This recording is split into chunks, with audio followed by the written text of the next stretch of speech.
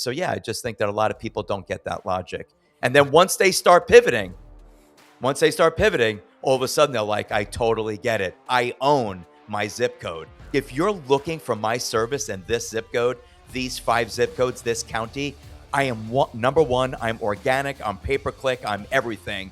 And the customers call me. I own this market. I have put up a barrier to entry to my competitors. Now I'm going to expand from my core.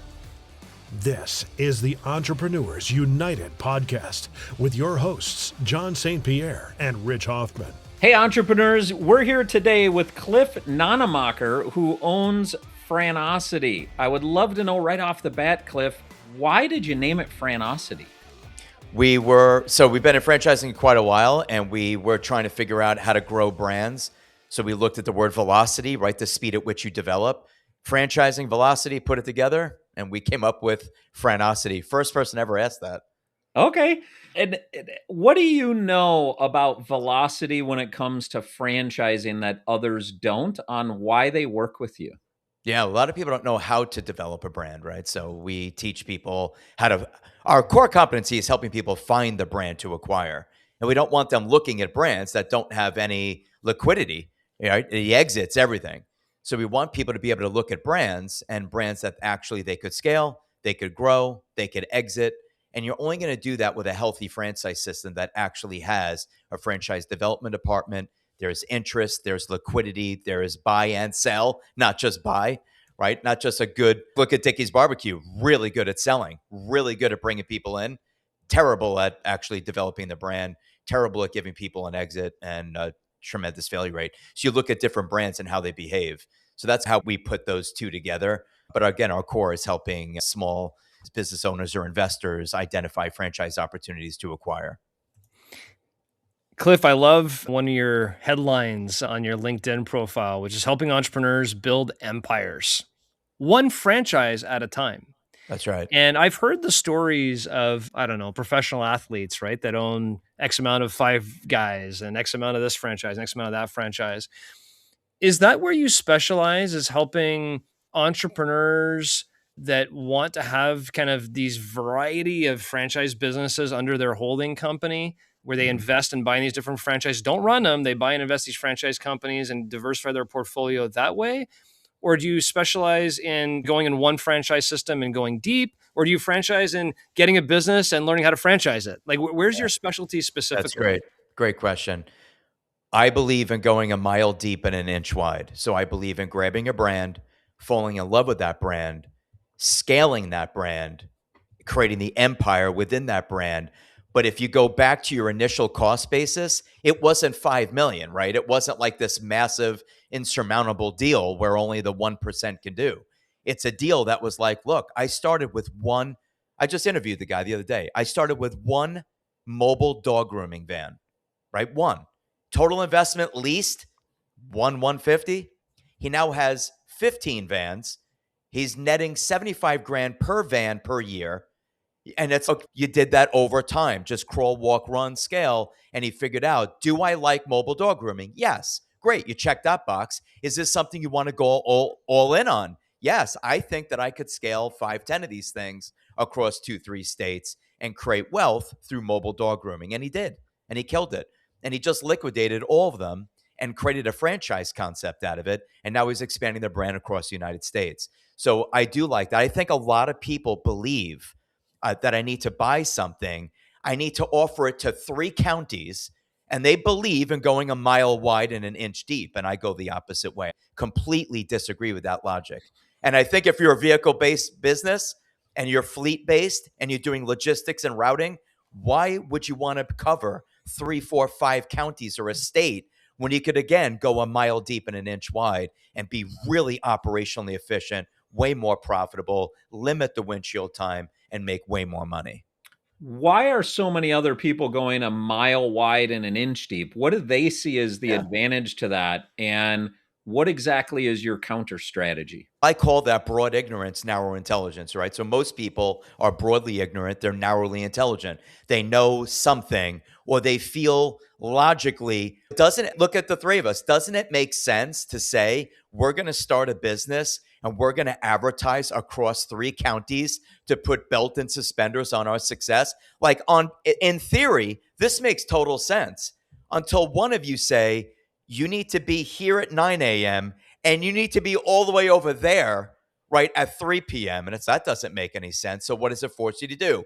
We need to get another vehicle. We're not ready for another vehicle. We're really not ready for another employee. Why are we burdening our business? Because now we need multiple employees when we're not even at capacity.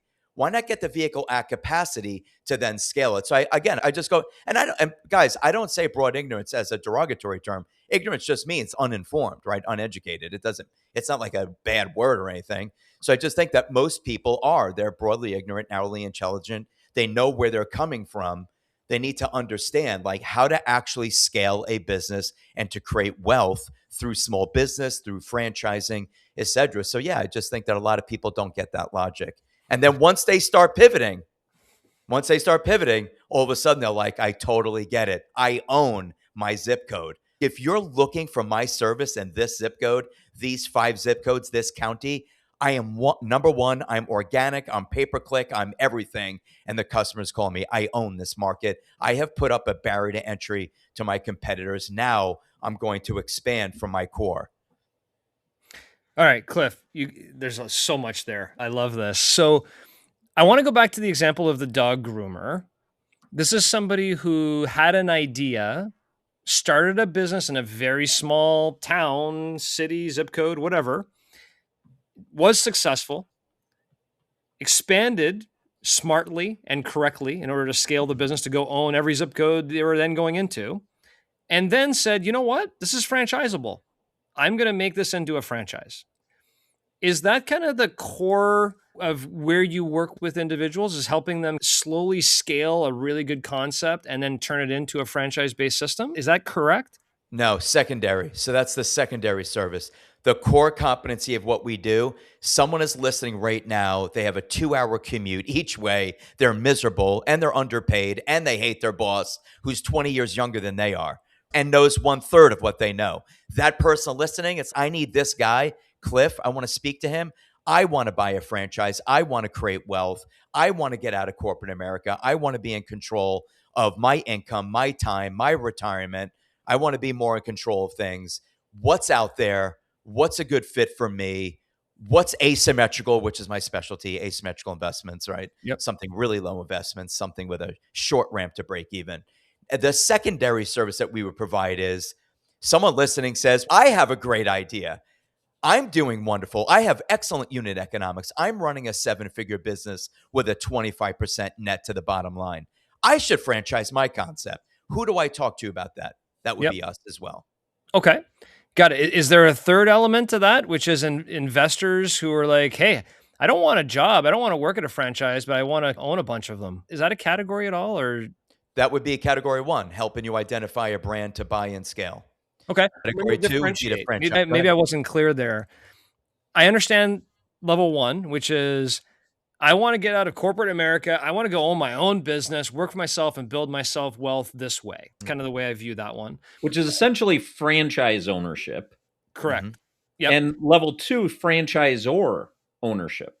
Or turning your business into a franchise so you can become the franchisor. Then there's level I'm wondering if there is a level 3, which is I'm not looking to run a franchise. I'm not. But is there an ability to invest in franchises as an investor? I see. Does that category even exist, or is that really non-existent because you really need the franchise owner to be there to begin with? And John, are you almost thinking of the matchmaking between a really good operator that doesn't have the money to buy the franchise that Cliff may matchmake somebody who has money but doesn't want to put the time in? Yeah. I like the way you guys are thinking. So the core person is not necessarily the person that says, I want to buy a job. I don't put people in jobs.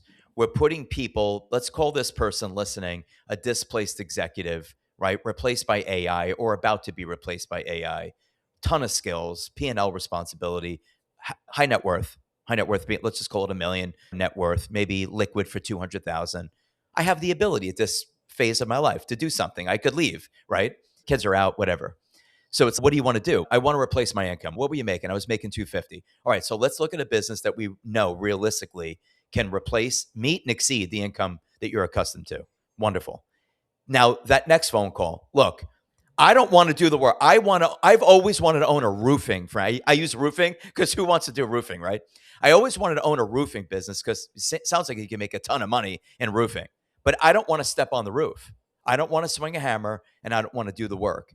Is there a place for that person in franchising? Absolutely. What we call it the executive model, where you're managing the manager. As a matter of fact, most people feel that when you're investigating a franchise, like dog grooming, let's stay consistent, right? Do you need to be a dog groomer to own a dog grooming franchise? No. Will I be expected to groom dogs if I buy a dog grooming franchise? Absolutely not. That is a time management tragedy. If you're listening and you think that you need to buy something and you need to do the work, that's a corporate America thinking, right? That is not an entrepreneurial thinking.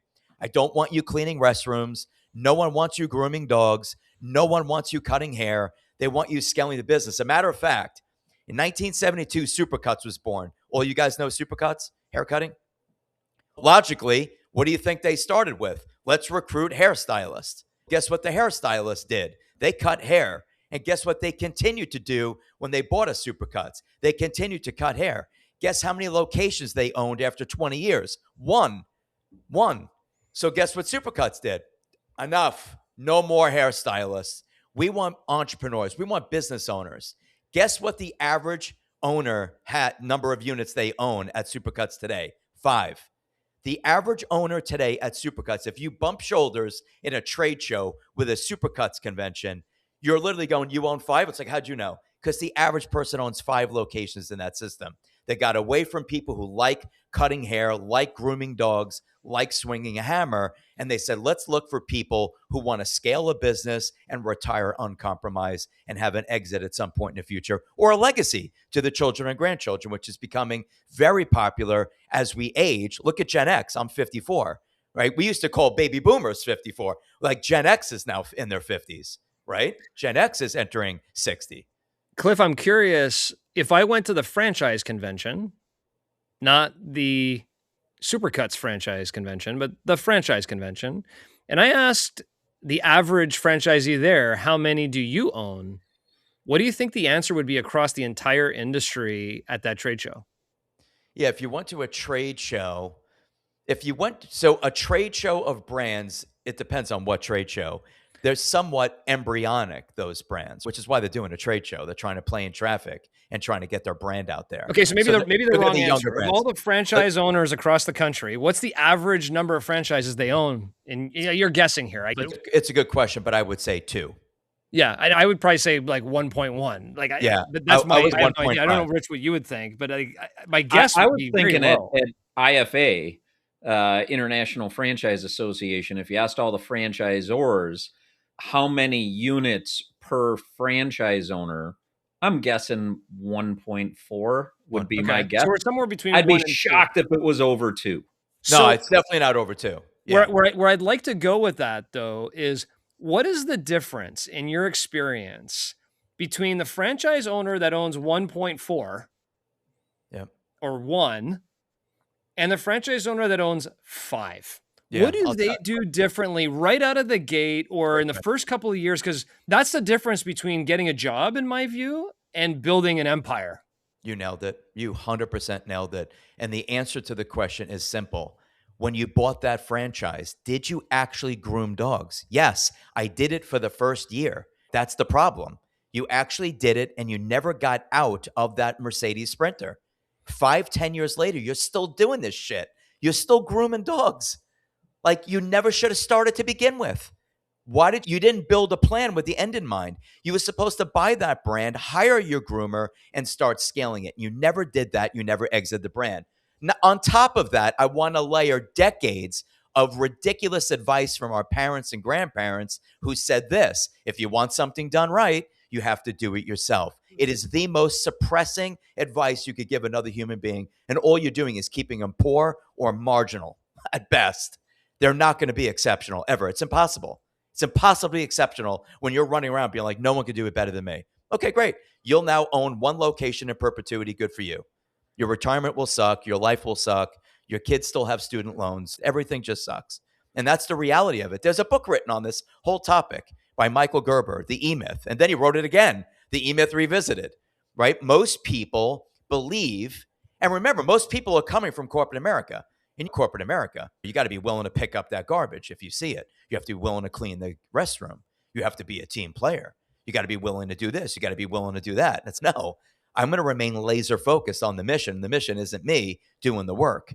The mission is me hiring, firing, grooming my employees, managing online reputation, and obsessing over three things: acquiring new customers, increasing my average ticket, and increasing the frequency of my customers' purchase. Those are the things that I'm obsessing over. It's not going to be grooming dogs, and it's not going to be making sandwiches at Subway. I'll share a quick story with you. Phenomenal story.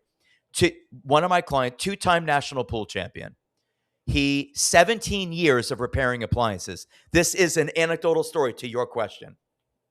He has 17 years of experience. This guy easily could have gone out on his own and created his own appliance repair business, but he didn't because he wanted answers to the test. So he joined Mr. Appliance franchise, huge franchise out of Texas, multi-billion-dollar company that owns Mr. Appliance.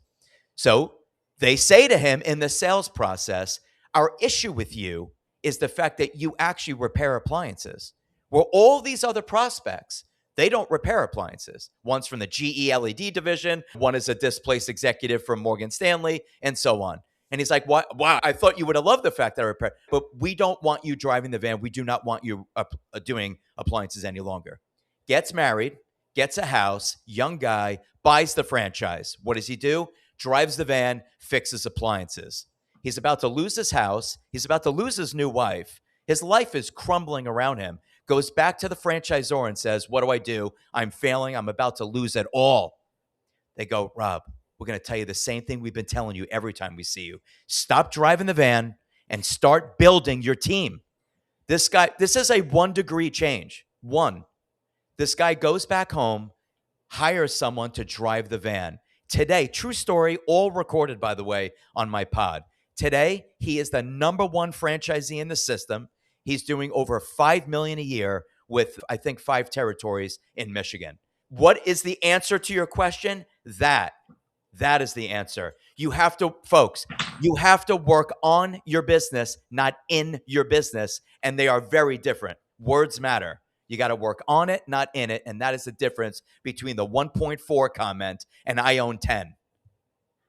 When someone is working on it, what are the core focuses that you believe they should have to scale? If you're going to work on it, the average person doesn't know a KPI from anything. Know your labor numbers, know your cost of goods, know how to estimate your work. I have craftsmen in my life. These are craftsmen. None of them are rich because none of them know how to estimate jobs. None of them know how to make a profit, but they're craftsmen with hands of gold. You have to know all these things if you're going to go out there and work on the business. You have to understand, how many estimates did we give? 5. How many deals did you close? None. We have a problem somewhere in the sales process. Why is that? So all these things need to be measured, and the leadership that's working on the business needs to understand lead flow. How many people did we get an appointment with? How many sits did we do? And I'm using an example of something non-brick and mortar where you're actually doing estimates to make this conversation a little more complicated than I advertise Valpak, they walk in my front door, and we sell things to them like sandwiches and food and stuff like that. So if you look at just, again, online reputation management matters. Are you getting those Google reviews? How many of you do business with 2 Google reviews? The answer is none. How many people listening will do business looking at a Google review that has 2 reviews versus the company next to it that has 360 reviews? Come on. It's all part of building a business in this country. Social media matters, reviews matter, your reputation online matters, how you hire, how you fire, how you appear, how you show up. Did you put booties on before you entered the door? Do you have your name badge on? Is your van clean? Did you not park in their driveway to run the risk of running over a child, a dog, a bike? Like, all these things matter, right? When you're running and scaling a business and working on it. So I think that KPIs are underrated. I'm a data guy, so I run things just like that. It's, listen, we have a problem. How did you know that so quickly? Because there's data skew. Look at this number. Something's not right here. How could your cost of goods have gone from 25% to 40%? Someone's either stealing or you're giving away way too much product. Like, I've seen it all. I've been doing this 25 years. I have investments at the franchisor level. I have seen it all when it comes to this stuff. And as simple as this conversation sounds, the average person listening and the average person currently running their business will not stop driving the proverbial van. They won't do it. They won't do it. It's crazy. So, I got 5 things from you that I'm going to encapsulate. I will foreshadow here the 5th one in the order I'll feed it back. I'd like to challenge. So, great. Of the 5, the first one is know your KPIs. So that's something you would focus on opposed to driving the van. Know how many leads, how many appointments, how many sits, how many convert. Know your KPIs. Number 2, know your financials. So get into financial KPIs, your cost of goods sold, money out, money in. How is money flowing in and out of the business? Number 3 is your marketing KPIs. You happen to mention Google reviews. That could be one of the KPIs to look at in marketing KPIs. You also mentioned what I would bucket under these would be number 4. So are you wearing booties? Is there a clean van policy? You have to park on the street. What is the brand in the way of SOPs? Get to work on that. One of them you said in the middle is the one that I want to challenge, which is know how to estimate your work. Is that a thing for the person who's the owner who wants to scale?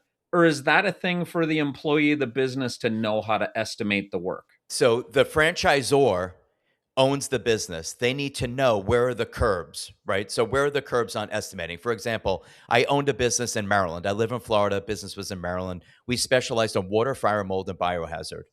I knew nothing about water, fire, mold, and biohazard, and I knew nothing about estimating. What I did understand is the margin and the closing ratio and the billable effects. So you bucketed that under the financial side rather than the know you're estimating, like how to estimate things. It's like, how does the estimate impact the financials? Got it. Right. Yeah. That person needs to go out and say, hey, I landed that roofing job. How much? 30 grand. It's a $50,000 job. Like, we're operating now on a razor thin margin because you told her 30 grand. Like, why? Like, where did you get that from? So I think that, and that's where franchising keeps people from making mistakes. It's, wait a minute, did you do that on your own? Or did you use our Eagle Eye technology, the drone that will automatically measure the square footage of the roof, the type of roof, the age of all that stuff, and just giving you some examples of estimating. So, Cliff, since Rich opened up the doors for challenges, I got a challenge too. Go ahead. I agree with you that anybody listening to this needs to work on their business, not in their business. It's one of those sayings you hear as an entrepreneur over and over again. And the response that I've given to this sometimes, and I've heard from other entrepreneurs sometimes, is, yeah, it's easier for you to say over there with the microphone, I got this employee over here who just quit. I got this person going on maternity leave. I got this thing over here. I got 5 jobs going over here. My cash flow is not working over here. It's like a game of freaking whack-a-mole. And you're telling me work on my business? Yeah, why don't you come in my shoes for a couple of weeks and try and run my bit? So it's easier said than done is what I'm trying to say. Sometimes the whole work on your business versus in your business. If we move off of KPIs, what have you seen in terms of leadership, in terms of ownership of a business? Because this goes beyond franchises. It doesn't matter if you're a franchise or just a regular business. Everybody has that same issue where we get caught in the weeds too much. We get caught in the situation du jour and not on what's going on futuristically. What are some things you've seen from the top level entrepreneurs who really build empires related to that? How do they get themselves out of the weeds when they're caught in the weeds? Yeah. So hiring in the small business arena is one of the issues. So yes, small business owners are going to complain about everything that you just said, right? The issue is that most of the people that you're complaining about, you never should have hired to begin with. Right. So we live in a time now where we silence the intelligent so we don't offend the stupid. That's the era that we live in. So we're living in a time where no one wants to not hire someone for some silly reason.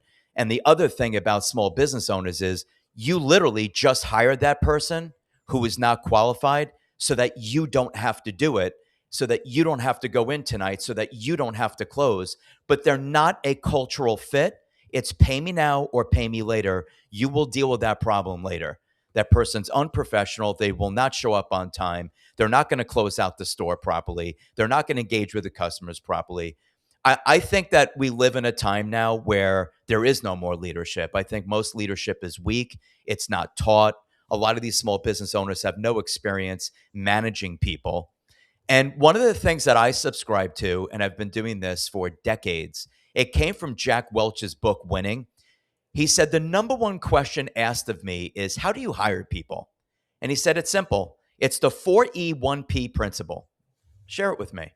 The first E is, do you have energy? Yes. So let's just say we all have energy. Oh, the three of us are energized, okay? We have energy. But the second question is, now this is your leadership thing. You have energy? Can you energize others? No, nobody feeds off my energy and nobody follows me. Okay, you're not a leader. So you have to have energy. You have to be able to energize others. Can you execute? Can you actually execute? Or are you the guy that comes up with reasons for failure and why nothing's going to work and the economy sucks and people are running out of money and household income? We need fiscal stimulus. This administration sucks. Are you that guy? Or do you just execute? You just execute. You just get it done. Next is, do you have edge? This is what's missing from most leaders. Can you make difficult decisions like firing that employee for not coming to work on time? That's demoralizing all the employees that do come to work on time. Do you have edge, or are you afraid to make these difficult decisions? And the last thing is P for passion. Are you passionate, or are you just mailing it in? It's just a business that you've acquired. You're really not into it. Your heart's not in it. You're not passionate about it. And you know what? Your wish is my command. If you're not into it, neither is your staff. What's important to you is important to them. That's why I love KPIs. If I obsess over a number, my staff is obsessing over it because they know that I'm going to obsess over it. That's what's missing today. What's missing is absolute, unequivocal leadership. We don't have it. Most people don't have energy. It's a bunch of displaced IT people that are afraid to talk to other human beings that are buying small businesses. That's what you have today. You got a bunch of people being displaced. You've got millions of people coming in with E2 visas. They have no energy. They have no passion. They have no personality. They have no leadership skills. And yeah, they're the ones that are bitching that life sucks and all these problems, right? There's 30,000 subways. Look at those problems. 30,000 subways. You know what their turnover is? 400%. Think about what I just unpacked. There's turnover for a QSR like Subways. You literally could walk in January, have a sandwich made. They're not there in March, April. It's crazy. Question on the 4E1P. I know you didn't come up with it. I said Jack Welch. It's from his book Winning. Yeah, and again, I know you didn't come up with it, but I have a question on it. So not that you need to defend it. It may be missing something. In it, I looked at those 5 things and I thought, gosh, is there a way that someone can bring too much of those? Because sometimes the biggest strengths become a weakness. Can somebody bring too much energy? Can they energize others too much? Can they execute too much? And I went, oh, somebody could execute too much. That they're just creating frenetic activity that's not planned and strategic and cohesive. Right. Nowhere in the 4E1P is there do planned cohesive strategic work while you're doing all this. What do you think Jack would say to that? Like, where is that? Is that because Jack had that and Jack just needed people to go do the 4E1P? Or where's that part of it? In the interview process, obviously, if you're sitting down, we're talking about Jack Welch, who's probably one of the greatest CEOs in the history of CEOs. Even today, I'd benchmark him against anybody. I don't know about John St. Pierre. I'd probably put him up against John, but that might be it. You put him up against John. This is my humble opinion, right? I think Jack is one of the best. I don't know that there is another CEO in America that has groomed more CEOs in Fortune 1000 companies. You could chat, you could put that in AI. But if you look at Fortune 1000 companies, people knew that Jack wasn't going anywhere. So you kept leaving. He groomed you. You went to go run Home Depot. He groomed you. You went to go run a Fortune 500 company. So how would he say this? Listen, I'm across the table from someone that has a verifiable history of success. Do they over-execute? Do they just execute on a whim, half-baked? They would have a history of that in that interview process, these people. So if we're dealing with, I was talking about not the franchisee interviewing the employee at that level. We were talking about the leadership. So the franchisee business owner needs to have the 4E, 1P principle. How they could stay out of trouble, with your point, is you have to operate within the curbs of the franchise system, right? We call it freedom within the framework, right? Yep. So you do have some freedom, but it's within the framework of the system. Just because you think it's a good idea to sell hot dogs at McDonald's will kill that on arrival. You're not selling hot dogs at McDonald's, and they never did. So, Cliff, I think the biggest takeaway I had from my question on the challenge is it's easier said than done to work on my business than not in your business. I think the self-evaluation of maybe I didn't hire the right people. I hired the first person who came in. Maybe I didn't onboard and train them right so they knew how to do the role correctly, and now I'm suffering the consequences, is something I see uncomfortably too often. I agree. That hit a real nail on the head. And if you're going to build a company that can scale, that can operate without you, that you can go on vacation to Tibet for 3 months and your business could still run, you need leadership. You need people that can come in and do these things. And how you bring people on board, how you train them. If you keep people on board that don't fit your culture, you're doing it to yourself. Fix it, or you're going to have a hard time building your own empire. Cliff, if people want to learn more, how do they get in touch with you? Franocity.com would be a good start. FRANOCITY.com. They could get access to my calendar and our phone number, email, and become a lead. Our services are free. I didn't mention that, but our services are free to the investor. We're paid like realtors or headhunters. We're paid by the seller at the seller's expense. Okay, awesome. Great to meet you, and thanks for joining us today on this episode. Thanks, guys. I appreciate it. Had fun. Stay tuned as John and Rich unpack today's conversation. John, broad ignorance, narrow intelligence. Whew. For somebody, that's stinging. And I'm trying to think, I don't know, it's a little unsettling. I'm like, where do I have broad ignorance and narrow intelligence? Nobody wants to have narrow intelligence, but it's an interesting quote to consider. And then the places where I have broad ignorance and narrow intelligence, should I give those up in order to get deeper intelligence and follow Cliff's philosophy of going an inch wide and a mile deep? It's uncomfortably settling because I think it may apply to us. I do feel like in a lot of aspects of my professional career, I'm a generalist. I've gone very wide. In some areas, I go deep, but not deep enough where I stay, which is interesting. I'll go deep in projects and then hand it off to the team. Okay, you guys got this from here. Let's go. And I'll jump like from that perspective. So it's a very thought-provoking phrase that I thought was really good. And that's what I liked about this conversation with Cliff, Rich, is you could tell Cliff is a no-nonsense, I'm going to tell you how it is type of person. And there's a lot of things that he brought to this conversation all the way down to stop fooling yourself. If you're driving the truck, you're not growing your business. If you're the one going out and doing estimates, you're not growing your business. You got to focus on the business, not in the business. And I think he handled my objection really well. And I think he's correct. If he had to ask me that question, John, why do entrepreneurs not work on their business, not work in their business? The first thing that I would think about is they can't, because they don't have the team that can run the business without them. Why don't they have the team that can run the business without them? Well, because they don't have the right people. Why don't they have the right people? They either didn't hire them right, or they didn't train and onboard them right, or they didn't lead them right. There's something going on in that structure. So I think he hit that right on the head. And I think entrepreneurs should really self-evaluate. The people analyzer of EOS Traction is a really good way to do that. Where's your team related to the core values? Do they get it? Do they want it? Do they have the capacity to do it? Like that people analyzer is one tool I've used, Rich, with many entrepreneurs in strategic planning where they're gapped a little bit going, we say this is a core value, but it's not showing up with anybody. Or this is where our team is, and these two people are standing out like sore thumbs. They don't fit. And then the conversation goes to, okay, you need to take action. I can't because it's my brother-in-law, or they've been with the business 10 years. And if they leave, I don't know. There's all that kind of hemming and hawing that goes along with it. You got to take action. I think there's an opportunity to expand this beyond the entrepreneur. And what I mean by that is a leadership team. If you're leading people in any capacity, there's more of the focus that needs to go on those 4 things that got distilled from Cliff. So looking at operating KPIs, looking at financial KPIs, marketing KPIs, and SOPs. I think if you're leading people, a little more time in those 4 things, and find one Which one of those do you feel like is weakest? The operating KPI look and problem solving, the financial, the marketing, or the SOPs? Find one of those that's weakest as a leadership team. Discuss it and shore it up. So I think this can easily branch, to your point while we were talking to Cliff, beyond just the entrepreneur.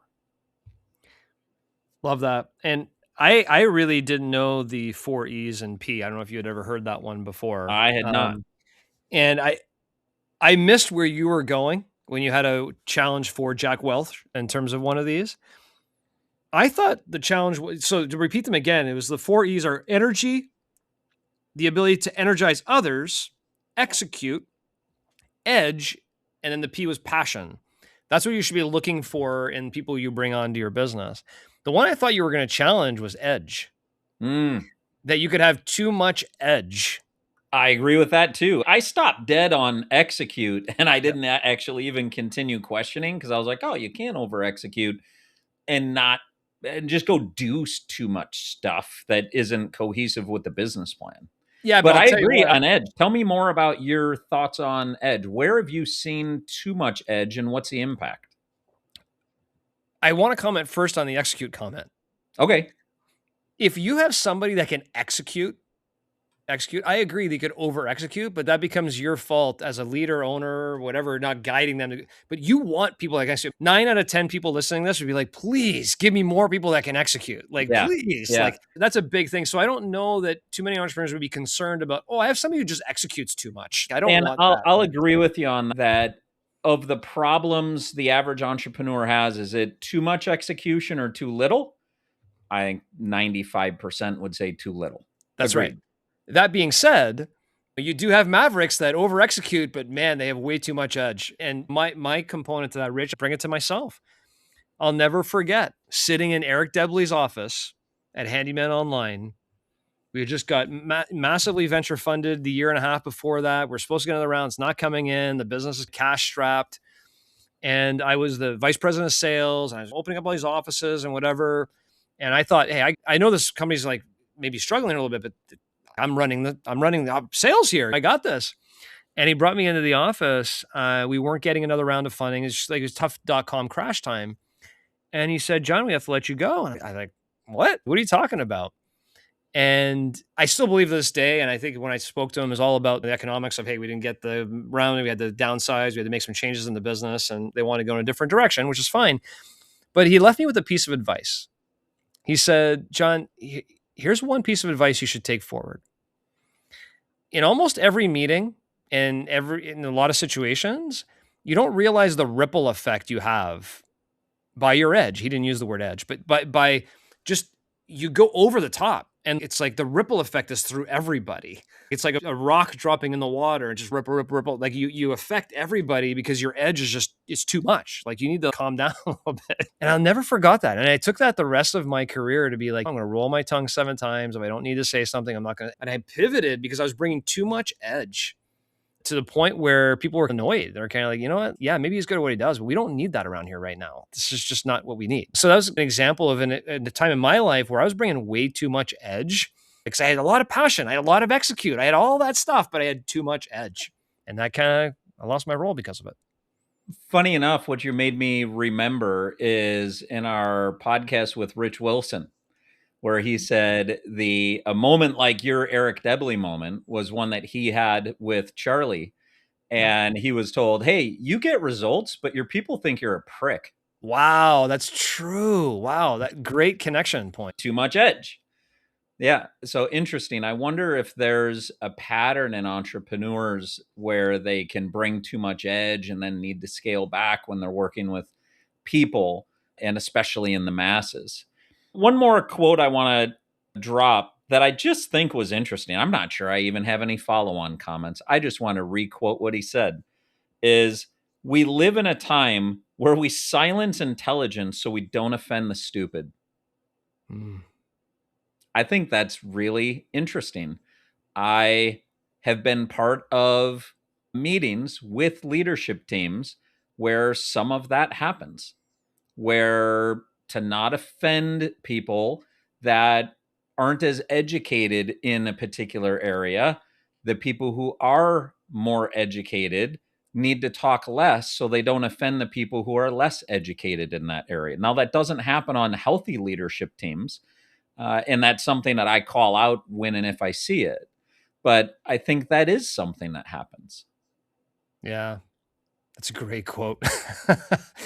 And I think a lot of times we as leaders need to put those people in a position where they do feel comfortable speaking up to create that. To your point, on healthy leadership teams, that doesn't happen as much, but that's where it really helps to have the healthy meeting cadences, the healthy offsites, the vulnerability-based trust exercises. Like a lot of the things you do, Rich, with teams creates that environment.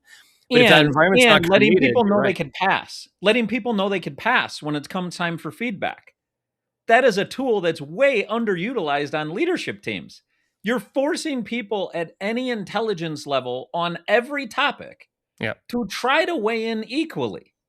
If you haven't normalized, it's okay to pass. And that doesn't mean that you're dumb or we've devalued you. So remember to use the tool of normalizing passing. I'm going to end with this one piece that we didn't touch on in the conversation, and it could have been the whole podcast. The idea that as a small business, you try and go wide geographically before you dominate where you are is so profound. It's the growth paradox. You grow too quickly.